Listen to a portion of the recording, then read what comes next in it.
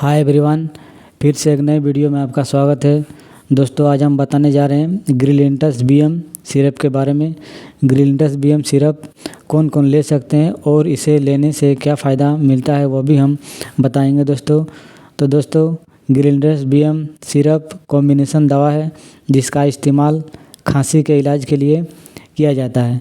यह नाक, श्वास नाली और फेफड़ों में बलगम को पतला करता है, जिससे बलगम को बाहर निकालना आसान हो जाता है और मरीज को आराम भी बहुत मिलता है। अब बात करते हैं दोस्तों इसका डोज के बारे में। इसका डोज है दोस्तों 5 ml 3 टाइम दिया जाता है। तो प्लीज़ दोस्तों, अगर फेसबुक में देख रहे हैं तो हमें फॉलो करें, अगर यूट्यूब में देख रहे हैं तो लाइक और सब्सक्राइब करें ताकि आने वाली वीडियो की नोटिफिकेशन मिल सके। तब तक के लिए धन्यवाद दोस्तों।